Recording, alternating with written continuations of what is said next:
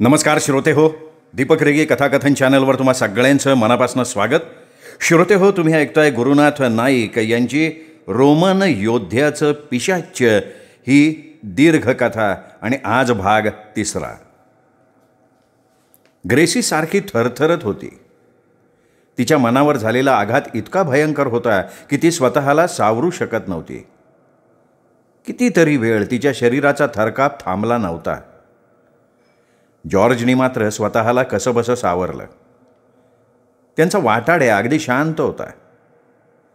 जे घडलं त्याचा परिणाम त्याच्यावर झालेला नव्हता. त्यांनी मेलेल्या किलरकडे फारसं लक्षसुद्धा दिलं नव्हतं. अधूनमधून तो घाबरलेल्या ग्रेसीकडे बघत होता. त्याची भेदक नजर आपल्याकडे रोखली जाताच ग्रेसी अधिकच घाबरून जात होती. तिच्या मनावरचं दडपण सारखं वाढत होतं. कुठलाही विचार करण्याची शक्ती आता तिच्यात उरलेली नव्हती. कंदील आणि एक मेणबत्ती पेटवून ठेवण्यात आली होती. जमिनीखाली इतक्या खोलवर असून सुद्धा वाऱ्याची झुळूक येताच मेणबत्ती फडफडत होती आणि त्यामुळे काय करायचं हे जॉर्जला लक्षात येत नव्हतं. ज्याच्यासाठी हा सगळा उपद्व्याप करण्यात आला तो हजारो वर्षांपूर्वीचा वाडा अद्याप त्यांनी बघितलेला नव्हता. वाड्याचा महत्त्वाचा भाग अजून त्याला नजरेखालून घालायचा होता. त्या भूमिगत वाड्यावर पुस्तक लिहायचा संकल्प जॉर्जनी सोडला होता, तर वाड्यातल्या पिशाच्यावर ग्रेसी पुस्तक लिहिणार होती. आपण एकटे चालू असतो तर एका अर्थी बरं झालं असतं असं जॉर्जला वाटत होतं, कारण अशा घाबरलेल्या अवस्थेत ग्रेसीला सांभाळणं कठीण आहे हाच विचार त्याच्या मनात येत होता. ग्रेसी, आपण आता बाहेर जाऊयात.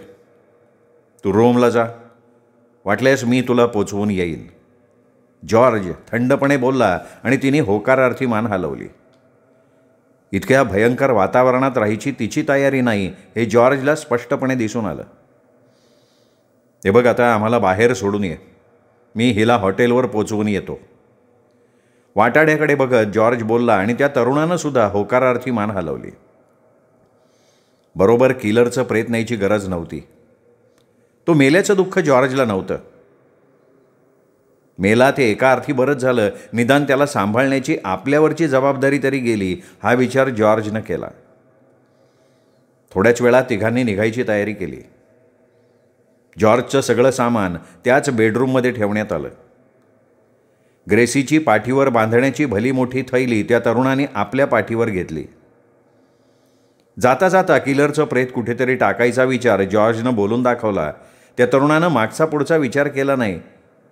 किलरचं प्रेत हलवण्याचा विचार जॉर्जप्रमाणे तो तरुणसुद्धा करत असावा. बोलता बोलता त्यांनी दणकट देहाच्या किलरला अलगद उचललं. त्याला डाव्या खांद्यावर टाकून त्या तरुणानं चालायला सुरुवात केली. डाव्या हातानं जॉर्जनं ग्रेसीचा दंड पकडला होता, तर त्याच्या उजव्या हातात बॅटरी होती. जाता जाताच वाटेत एका बंद खोलीचं दार उघडून त्या तरुणानं किलरचं प्रेत ठेवून दिलं. आता तो सारखा बडबडत होता. पूर्वी त्यांनी जे जे सांगितलं त्याची आठवण करून देत होता. सर, मी हेच सांगत होतो सगळ्यांना, घाबरला नसता तर किलर मेला नसता. इथे घडलेले हे चमत्कार तितकेसे मोठे नाही आहेत. मी जे सहन केलं ना त्याची कल्पनासुद्धा तुम्हाला करता येणार नाही. मोकळ्या पटांगणातून भुयारात प्रवेश करत तो तरुण मांडला. आपण इथून बाहेर जातोय ह्या कल्पनेनं ग्रेसी खुश होती. तिच्या मनातली भीती हळूहळू कमी होत होती, पण तिच्या शरीराचा थरकाप अद्याप थांबलेला नव्हता. वाटाड्या तरुणाकडे अजूनही ती संशयानं बघत होती. हा तरुण म्हणजेच रोमन योद्ध्याचं पिशाच्य आहे. या वाड्यातलं भयंकर पिशाच्य आपल्याला मदत करतोय हा विचार तिच्या मनात आला की तिचा जास्तच थरकाप उडत होता. तब्बल 3 तासांची पायपीट करून तिघेही गुहेच्या बाहेर आले तेव्हा दुपारचे 4 वाजून गेले होते. पायऱ्या चढून ग्रेसी थकली होती, पण जॉर्ज आणि त्या तरुणावर तसा फारसा परिणाम झाला नव्हता. गुहेच्या बाहेर येताच ग्रेसीमध्ये कमालीचा बदल घडला होता. बाहेरच्या जगाकडे ती आधाशासारखी बघायला लागली. आपण सुखरूपपणे या भुयाराच्या बाहेर येऊ हे तिने गृहीत धरलंच नव्हतं. किलरप्रमाणे आपलीही अवस्था होईल हाच विचार गुहेच्या बाहेर पडेपर्यंत ती करत होती. पण अद्याप तिच्या मनातनं त्या तरुणाविषयीची भीती नाहीशी झालेली नव्हती. त्याची नजर आपल्याकडे वळताच ती मान फिरवून दूरवर बघायची. सारखी त्याची नजर ती टाळत होती. काही न बोलता वेडेवाकड्या मार्गानं ते सपाट जागेवर पोचले तेव्हा ग्रेसीच्या मनावरचं सगळं दडपण नाहीसं झालेलं होतं. घाईघाईत ती कारमध्ये चढली तेव्हा तर तिच्या मनातली उरली सुरली सगळी भीती नाहीशी झालेली होती. तू मागे बैस रे, जॉर्जनं त्या तरुणाला थंडपणे सांगितलं. सर, तुम्ही हिला पोचवून या, तोपर्यंत मी इथेच वाट बघत थांबतो. आपल्या पाठीवरची थैली काढून कारच्या मागच्या सीटवर ठेवत तो तरुण म्हणाला. जॉर्जनंही तसा त्याला फारसा आग्रह नाही केला. हळूहळू कार तिथनं खडबडीत मार्गावरनं निघाली. केवळ 1.25 तासात त्यांनी शहर गाठलं. जॉर्जच्या मनावरचं दडपण आता कमी झालं होतं. आपण एकट्यानं त्या वाड्यात प्रवेश केला तर बरीच काही माहिती आपण शांत डोक्यानं मिळवू शकू. आरामात आपल्याला भरपूर भटकता येईल. हवे तितके फोटोग्राफ्स आपल्याला घेता येतील, हा विचार तो करत होता. ग्रेसीला घेऊन तो हॉटेलवर आला. आपण येईपर्यंत हॉटेल सोडायचं नाही अशी सूचना देऊन जॉर्ज घाईघाईत तिथनं निघाला. पण तो एकदम शहराच्या बाहेर पडला नाही.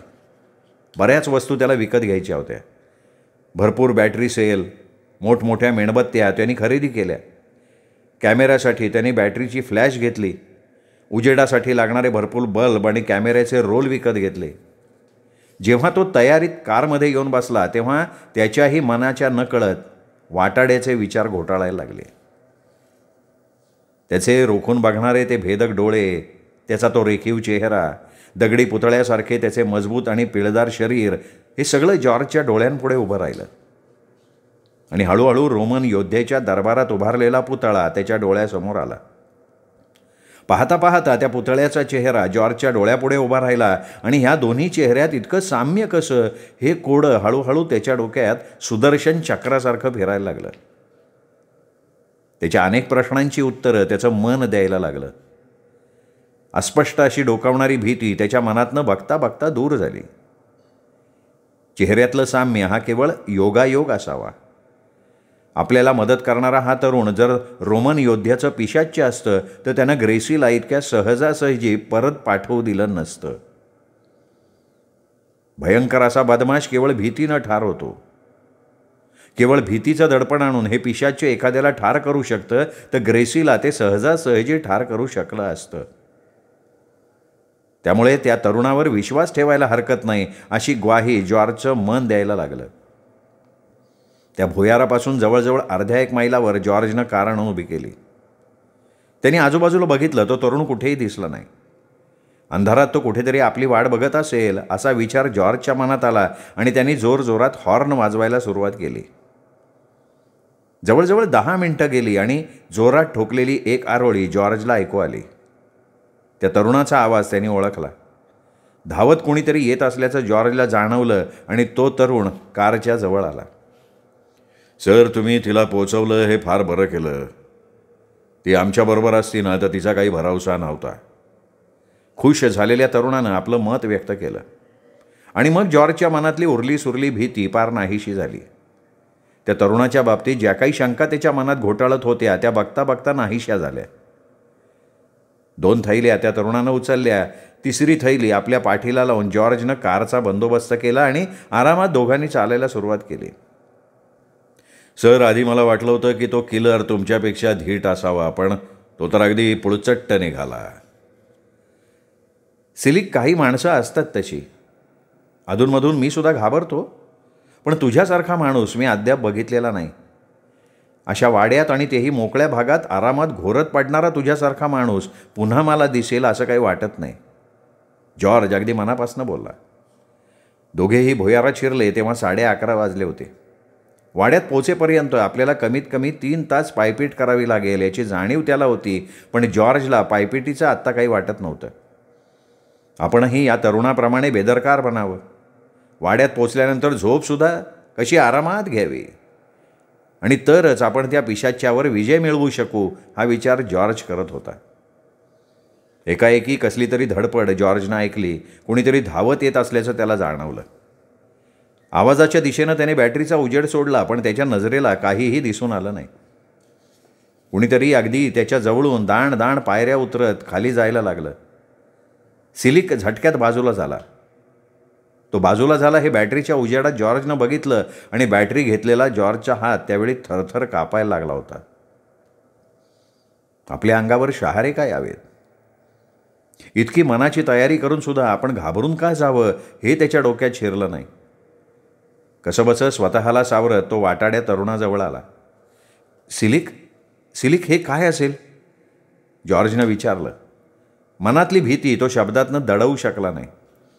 सर, त्या वाड्यात रोमन योद्ध्याचं एक पिशाच्य नाही आहे. असंख्य पिशाच्य तिथं वावरत असतात. हा वाडा निर्माण करणारा रोमन योद्धा, त्यानं जे राज्य स्थापन केलं होतं त्या राज्यातले मानकरी या सगळ्यांची भूतं त्या ठिकाणी वावरत आहेत. एकदा तर मी दरबार भरलेला बघितला आहे. आता जे धावत गेलं ते एखाद्या शिपायाचं पिशाच्य आहे. कदाचित आपल्या आगमनाची सूचना देण्यासाठी ते गेलेलं असेल. ऐकत असताना पुन्हा एकदा जॉर्ज थरारला. कितीही प्रयत्न केला तरी भीती दडवणं आणि भीतीपासून अलिप्त राहणं हे अतिशय कठीण आहे याची खात्री जॉर्जला पटली. दरबार भरला? जॉर्जच्या शब्दात अविश्वास होता. हो, मी तो प्रत्यक्ष बघितलाय सर. सर, आजूबाजूला हजारो भूतं वावरत असताना त्यांच्यात मिसळून जाण्याचा आनंद मी घेतलाय. पावलोपावली घाबरवण्याचा प्रयत्न झाला, पण मी त्यांना दाद दिली नाही. खरं सांगू का सर, मी जर का मनावरचा थोडा जरी ताबा सुटू दिला असताना तर इथेच कधी काळी माझंही पिशाच्य वावरताना कुणालाही दिसलं असतं. सिलिक शांतपणे बोलत होता. बोलता बोलता दोघे वाड्यासमोरच्या भव्य अशा मैदानात आले. असंख्य माणसं आपल्या सभोवताली वावरत असल्याचा भास जॉर्जला व्हायला सुरुवात झाली. एखाद्या जत्रेत गेल्यानंतर किंवा रेल्वे स्टेशनवर गेल्यानंतर जशी गर्दी भासते, जसे अनेकांच्या बोलण्याचे सूर ऐकू येतात, तसे आवाज जॉर्जच्या कानात शिरायला लागले. घाबरून तो जागच्या जागी थिजून राहिला, कारण हा अनुभव त्याला अगदी नवखा होता. सिलिकप्रमाणे आपण धैर्य एकवटू शकत नाही हा सुद्धा विचार जॉर्जच्या मनात आला. सर, काहीही होणार नाही.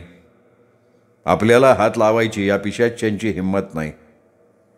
फक्त आपल्याला घाबरवण्याचा प्रयत्न होईल. तुम्ही माझ्या मागून चालत राहा. बेदरकार वृत्तीचा सिलिक घाईघाईत बोलला आणि जॉर्जनं एक एक पाऊल उचलायला सुरुवात केली. पूर्वीसारखाच पुढे सिलिक, मागे जॉर्ज असे ते वाड्यात शिरले. वाड्याचं भव्य प्रवेशद्वार उघडं होतं. दारातून आत शिरताच दाराच्या दोन्ही बाजूंना कोणीतरी असावं असा भास जॉर्जला झाला. दाराच्या दोन्ही बाजूंना असलेल्या दोघांचं बोलणं त्याला स्पष्टपणे ऐकू आलं, पण शब्द समजले नाहीत. सर, या ठिकाणी 2 रक्षक आहेत. कदाचित लवकर या ठिकाणी दरबार भरेल. ती भाषा तुम्हाला समजणार नाही, पण एकेकाचं आवेशपूर्ण बोलणं तुम्हाला ऐकू येईल. प्रत्येकाला अगदी जवळून तुम्हाला बघता येईल. त्या तरुणानं चालता चालता माहिती द्यायला सुरुवात केली. तळ्याजवळ ते आले आणि निरनिराळे आवाज जॉर्जच्या कानात शिरायला लागले. आश्चर्यानं भरलेले शब्द उच्चारण्यात येत असल्याची जाणीव त्याला झाली. वावरणारी पिशाच्य आपल्याला बघून आश्चर्यचकित झाली असावीत हे जॉर्जनं ओळखलं. त्यानं बॅटरीचा उजेड पाण्यावर सोडला. बॅटरी धरलेला त्याचा उजवा हात थरथर कापत होता, कारण पाणी सारखं खळखळत होतं. 2-3 व्यक्ती पाण्यात बुचकळत असाव्यात असा आभास होत होता. पाहता पाहता कोणीतरी पाण्याच्या बाहेर आलं. पायऱ्यांवर गळत असलेलं पाणी बघून कोणीतरी पायऱ्या चढत असावा असा विचार जॉर्जच्या मनात आला आणि त्याला स्पष्टपणे तशी जाणीव होत होती. पायऱ्या चढून वर आलेलं कोणीतरी सपाट अशा बाकड्यावर बसल्याचं त्याने बघितलं. आकृती दिसत नव्हती, पण बाकड्यावर ओघळणाऱ्या पाण्यावरनं ते जॉर्जला लक्षात येत होतं. सर, हे सगळं अधूनमधून दिसत असतं. आधी थोडी विश्रांती घ्या. इथे होणाऱ्या चमत्कारांना जर आपण घाबरला नाही तर तुमची भरपूर करमणूक होईल. सिलिक आदबीनं बोलला आणि जॉर्जनं त्याच्या मागून दरबार हॉलमध्ये प्रवेश केला. आजूबाजूला वावरणाऱ्या भूतांचं आता त्याला फारसं आश्चर्य वाटत नव्हतं. भीती त्याच्या मनातनं पूर्णपणे नाहीशी झालेली होती. कसेबसे वेड्यावाकड्या मार्गानं ते पायऱ्यांजवळ आले आणि एकाएकी जोरात ओरडून जॉर्जनं पहिल्या पायरीवरनं बाजूला उडी मारली. त्याने आपल्या हातातनं बॅटरी सोडली नाही. थरथर कापत तो पायऱ्यांकडे बघत उभा राहिला. अकराळ विकराळ अशी एक भयंकर आकृती आपल्यावर झेप घेताना त्याला दिसली. त्याचा मनावर ताबाच उरला नाही. ती आकृती आपल्या अंगावर पडणार, तिने पसरलेल्या दोन्ही हातात आपण सापडणार, ही जाणीव होताच तो नकळत ओरडला होता आणि तितक्याच झटक्यात बाजूला उडाला होता. पण ती आकृती गेली कुठे हेच मुळी त्याच्या लक्षात आलं नाही. 4-5 पायऱ्या वर चढला आणि सिलिक घाईघाईत खाली उतरला. सर, हेच ते चमत्कार. याहून भयंकर चमत्कार तुम्हाला बघायला मिळतील. तुम्हाला असंही वाटेल की कोणीतरी आपल्याला गिळतंय, कोणीतरी तलवारीनं आपले तुकडे तुकडे करतोय, भाला रोखून कोणीतरी घोडेस्वार आपल्या अंगावर येतोय. पण तुम्ही घाबरला नाहीत तर काहीही होणार नाही. त्या तरुणानं जॉर्जला धीर द्यायला सुरुवात केली आणि जॉर्ज त्या तरुणाबरोबर पायऱ्या चढायला लागला. सर, घाबरवण्याचे सगळे प्रकार थकले ना, मग ही भूतं शांत पडतील. त्यानंतर ती तुमच्या वाऱ्याला सुद्धा फिरकणार नाहीत. सिलिकने बोलायला सुरुवात केली. दोघेही शय्यागृहाच्या दाराशी पोचले. ग्रेसीला घेऊन जाताना ते दार जॉर्जनं ओढून घेतलं होतं.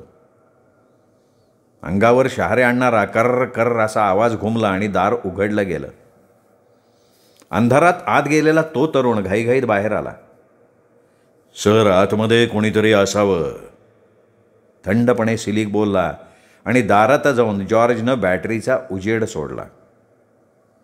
एकवटलेलं धैर्य तो सावरू शकला नाही. आपल्या हातापायातली सगळी शक्ती नष्ट झाल्याचा भास त्याला झाला. किलरपेक्षा त्याची भयंकर अवस्था झाली. एका खुर्चीत दाराकडे रोखून बघत किलर बसला होता. पूर्वीसारखं त्याचं तोंड बंद होतं, पण रोखलेले डोळे मात्र भयंकर होते. आणि दुसऱ्या खुर्चीत आपली भयभीत नजर दाराकडे रोखून ग्रेसी बसली होती. भीतीनं थरथरत असल्यासारखा साधारण तिचा अवतार झालेला होता आणि जॉर्ज थरथरत ते दृश्य बघत होता. कुठलाही विचार करायची त्याची शक्ती नष्ट झाली होती. भयंकर अशा त्या वाड्यातनं आपण सही सलामत निसटलो या आनंदात ती होती. हॉटेलच्या भव्य गॅलरीत उभं राहून इतिहास प्रसिद्ध रोम शहर ती बघत होती. रोमन योद्ध्याच्या पिशाच्यावर जगाला हादरे देणारी कादंबरी लिहिण्याचं तिचं स्वप्न भंग पावलं होतं, पण त्याचं तिला वाईट वाटत नव्हतं. कादंबरी जाऊ दे, निदान प्राण वाचलेत या आनंदात ती होती. अधूनमधून जॉर्जचे विचार तिच्या मनात घोळत होते. निदान जॉर्जनं तरी इतका मोठा धोका पत्करायला नको होता असाही विचार तिच्या मनात अधूनमधून डोकावत होता. पण जॉर्ज स्वतःला सांभाळायला समर्थ आहे याची खात्री तिला पटली होती आणि म्हणून ती आत्ता खुश होती. नवीन चांगलं ते घेऊन पुरातन वैशिष्ट्य कायम राखणाऱ्या या रोम शहराच्या पार्श्वभूमीवर काहीतरी लिहायला हवं. एखादं ऐतिहासिक कथानक घेऊन त्यावर कादंबरी लिहावी हा विचार तिच्या मनात घोळत होता. त्याचवेळी तिच्या शरीरावर काटा उभा राहत होता. जमिनीखालच्या त्या वाड्यातला एक एक प्रसंग तिच्या समोर उभा राहत होता. एकाएकी तिची नजर गॅलरीत येण्यासाठी असलेल्या काचेच्या दरवाज्यावर स्थिर झाली. त्यावेळी 15-20 तरी माणसं गॅलरीत खुर्च्या अडवून बसली होती. कोणी बिअरचे घोट घेत होतं तर कोणी सुक्या गप्पा हाणत होतं. 2-4 जोडपी स्वतःच्याच धुंदीत दिसत होती. एकलकोंड्यासारखी गॅलरीत उभी होती ती फक्त एकटी ग्रेसी. काचेचं दार ढकललं गेलं आणि एक भपकेबाज सूट घातलेला तरुण गॅलरीत शिरला. या माणसाला आपण कुठेतरी बघितलंय असं ग्रेसीला वाटलं, पण कुठे बघितलंय ते आठवलं नाही. बुटांचा ठक ठक असा आवाज करत तो तिच्यापासून 7-8 फुटांवर येऊन पोचला. अचानक त्याची नजर ग्रेसीवर रोखली गेली. नजरेला नजर भिडली आणि अचानक ग्रेसीच्या अंगावर सरसरीत काटा उभा राहिला. सिलिक इथे कसा? तिच्या मनात विचार आला. एकाएकी घाबरून ती जोरात ओरडली, पण तिच्या तोंडून आवाज बाहेर फुटलाच नाही. आपली सगळी इंद्रिय, आपला मेंदूच त्या तरुणाच्या नजरेनं पकडलेला असल्याची जाणीव तिच्या मनाला झाली आणि एकाएकी तिच्या चेहऱ्यावरची भीती नाहीशी झाली. ग्रेसी, चल, थंडपणे भपकेबाज पेहरावातला सिलिक म्हणाला. त्यावेळी त्याचं आजूबाजूला कुठेही लक्ष नव्हतं. गॅलरीतल्या बहुतेक सगळ्या नजरा आपल्याकडे रोखल्या गेल्या याची त्याला जाणीव होती, पण त्याला फिकीर वाटत नव्हती त्याची. ग्रेसीनं मुकाट्यानं सिलिकच्या बरोबर चालायला सुरुवात केली. तिची पावलं यंत्रासारखी पडत होती. तिचं मन मात्र पूर्णपणे जागृत होतं. ती विचार करू शकत होती. तिच्या मनात मात्र भीती शिरत होती. पण या सगळ्याचा तिच्या शरीरावर कुठलाही परिणाम होत नव्हता. भीतीने तिच्या अंगावर काटा उभा राहत नव्हता किंवा पूर्वीसारखा कंप सुटत नव्हता. तिच्या चेहऱ्यावर सुद्धा भीती उमटू शकत नव्हती. भव्य आणि टोलेजंग अशा हॉटेलमधनं ती बाहेर पडली. त्यांच्याकडे कोणी बघितलं असतं ना तर एक जोडपं फिरायला बाहेर पडलंय असंच सगळ्यांना वाटलं असतं. आलिशान कारमध्ये ती बसली. तिच्या शेजारी भपकेबाज पेहरावातला सिलिक बसला. त्याच्याकडे बघून कुठलीही तरुणी वेडी होऊन जाईल असं त्याचं रूप होतं. कोट्याधीशाचा भपका त्याच्या बोलण्यात आणि वागण्यात दिसत होता. पण हा विचार देखील ग्रेसीच्या मनाला शिवला नव्हता. तिचं जागृत मन सारखं रोमन योद्ध्याचा पुतळा डोळ्यांपुढे आणत होतं. त्या पुतळ्याच्या चेहऱ्याशी सिलिकच्या चेहऱ्याचं साम्य आजमावित होतं. आलिशान अशी टुरिस्ट टॅक्सी भरवेगात निघाली त्यावेळी ग्रेसीची नजर मागे मागे धावणाऱ्या रस्त्यावर खेळून राहिली होती. सिलिक अधूनमधून तिचा चेहरा बारकाईनं न्याहाळत होता. ग्रेसी, तू खरोखर खूप सुंदर आहेस. जेव्हा मी तुला पहिल्यांदा बघितलं तेव्हा वेडा झालो मी. वाड्यात तू असावीस असं मला वाटलं. दरबारात एखाद्या रिकाम्या असलेल्या आसनावर तू शोभून दिसशील हे मला पटलं. हलक्या आवाजात सिलिकनी बोलायला सुरुवात केली. मनातनं ती घाबरली, पण शरीरावर त्याचा कुठलाही परिणाम झाला नाही. जेव्हा कार मुख्य रस्त्यावरच थांबली तेव्हा ड्रायव्हरनं कच्च्या रस्त्यावर यायला नकार दिला होता. तो ड्रायव्हरही आश्चर्यचकित झाला होता. त्याच्या चेहऱ्यावरची भीती कारमधला दिवा लागताच स्पष्ट दिसून आली. गाडी सुरू कर. कठोर आणि भेदक आवाजात सिलिकनं हुकूम सोडला आणि खाली उतरलेला ड्रायव्हर सिलिककडे बघत आपला थरथरता देह घेऊन कारमध्ये शिरला. नकार द्यायचं धैर्य त्याला झालं नाही. हळूहळू कार कच्च्या रस्त्यावरनं धावायला लागली. ज्या ठिकाणी जॉर्जनं कार उभी केली असं तिला वाटलं त्याच ठिकाणी ती येऊन थांबली. जॉर्ज अद्याप आलेला नसावा असं तिला वाटलं. सिलिकनं ड्रायव्हरच्या हातात नोटा देताच त्या नोटांकडे तो भेदरलेल्या नजरेनं बघत राहिला. सर, हे फार झाले पैसे. प्रामाणिकपणे ड्रायव्हर म्हणाला. असू दे, तुझा आता. त्याच्याकडे वळूनसुद्धा न बघता सिलिक म्हणाला आणि ग्रेसीचा उजवा दंड डाव्या हातानं पकडून त्यांनी चालायला सुरुवात केली. भरपूर नोटा मिळाल्या म्हणून खुश झालेला ड्रायव्हर बुचकळ्यात पडला होता. अशा निर्जन जागी याला यायचं कारण काय हा विचार करतच तो कारमध्ये बसला. पण आपला धंदा भला आणि आपण भलं असा सरळ सरळ विचार करून त्यांनी कार वळवली आणि जशी आली तशी ती कार भर वेगात निघूनही गेली. त्यावेळी अंधारात सुद्धा ग्रेसीला स्पष्ट दिसत होतं. घाईघाईत पुढे पडणारी तिची पावलं अडखळत नव्हती. तिचं शरीर यंत्र बनलं होतं, पण मनात मांडलेलं भीतीचं ठाण मात्र उठलेलं नव्हतं. आपण वाड्यात कधी प्रवेश केला तिचं तिलाच समजलं नाही. पूर्वी ती वाड्यात शिरेपर्यंत अगदी थकून गेली होती, पण आत्ता चालल्यासारखं सुद्धा तिला वाटत नव्हतं. ग्रेसी, या ठिकाणी लवकरच दरबार भरणार आहे. ज्या दिवशी हा दरबार भरेल त्या दिवसापासनं माझ्यासारखी तुझीही सत्ता या ठिकाणी राहील. तुझा प्रत्येक शब्द या ठिकाणी पाळला जाईल. बोलता बोलता सिलिकने तिला तळ्याजवळच्या एका दगडी आसनावर बसवलं. ग्रेसी, जॉर्ज येईल, या ठिकाणी तो सर्वत्र भटकेल, पण तो जिवंत जाईल असं मला वाटत नाही. इथे आलेला आजपर्यंत एकच माणूस जिवंत बाहेर जाऊ शकला. त्यानंतर कित्येक वर्ष उलटून गेली, पण त्यानंतर कोणीही इथून जाऊ शकलेलं नाही. तो बोलत असताना एकाएकी ती दचकली. स्वतःच्या शरीरावर आपल्या मनाचा ताबा आहे हे तिच्या लक्षात आलं. आजमावून पाहण्यासाठी तिने हालचाल केली आणि एकाएकी तिच्या शरीरावर सरसरीत काटा उभा राहिला. ग्रेसी, तू घाबरता कामा नये. जॉर्ज इथे येईल. मनानं तो खंबीर आहे. कोणत्याही क्षणी मी त्याला ठार करू शकतो, पण त्याला ठार करू नये असं मला वाटतंय. बोलता बोलता तो थांबला. शांतपणे डाव्या हातानं त्याने तिचा दंड पकडला. बर्फासारखा गार स्पर्श होताच तिच्या शरीरावर पुन्हा काटा उभा राहिला.